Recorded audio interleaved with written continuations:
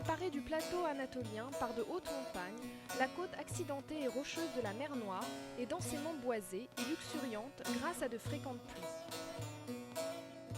C'est l'immense littoral légendaire où Jason emmena ses argonautes pour rechercher la toison d'or et où il épousa finalement Médée, la fille du roi.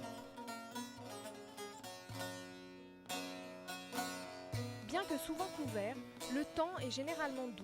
Le bétail laitier paît sur de vastes étendues d'herbes vertes, le maïs pousse en abondance et l'excellent tabac de Bafra, Samsun et Trabzon a contribué à la célébrité de la Turquie.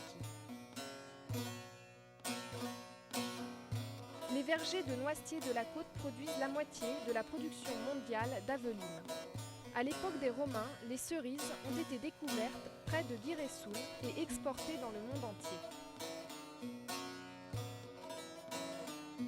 Dans les montagnes, près de Karabük, se trouve Safranbolu, une ville ottomane si bien conservée que l'UNESCO l'a déclarée site du patrimoine mondial. Les artisans pratiquent l'artisanat et continuent à cueillir du safran, cette herbe jaune claire qui a donné son nom à la ville.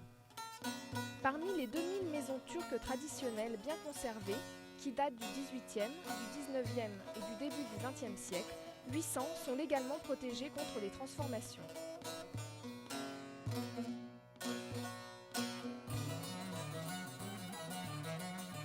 Amasya, au sud de Samsun, fut la ville natale de Strabon, père de la géographie, qui y vécut au 1er siècle avant Jésus-Christ.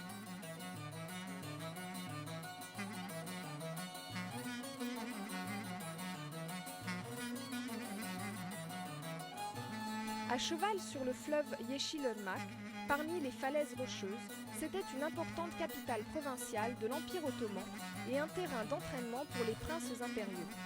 D'immenses tombeaux rupestres en hommage au roi de Pontus, 3e siècle avant Jésus-Christ, dominent la ville. La ville abrite de belles habitations datant de l'époque byzantine, seldjoukide, mongole et ottomane, ainsi que des maisons turques traditionnelles.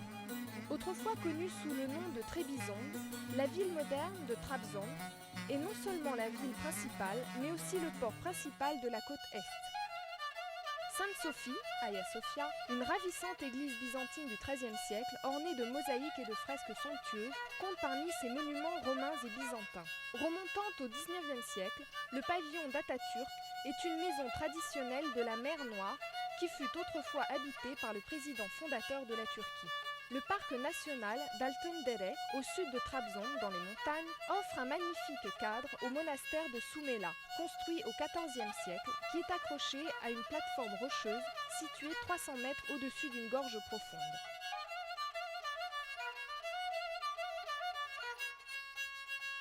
Cet édifice, élaboré, comprend des églises, des chapelles, des dortoirs, des réfectoires et des remises.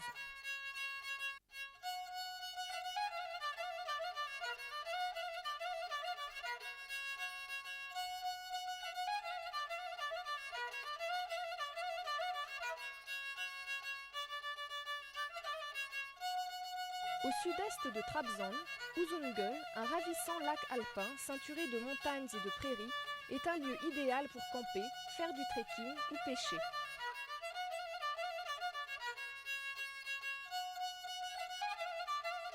Rize, à l'est de Trabzon, est au cœur de la région de plantation de thé et fournit aux Turcs leur boisson nationale préférée.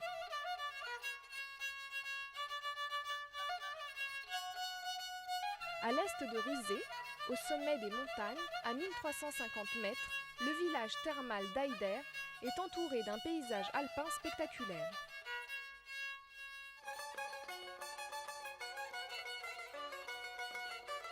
Ces eaux thermales auraient des vertus curatives. Perchée sur un promontoire au-dessus du fleuve Çoruh, près de la frontière georgienne, la capitale provinciale d'Artvin jouit d'un magnifique paysage et d'une culture traditionnelle fascinante.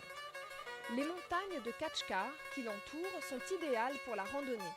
Et les cours d'eau rapides, tels que le Çoruh, sont incomparables pour les amateurs de rafting en eau vive.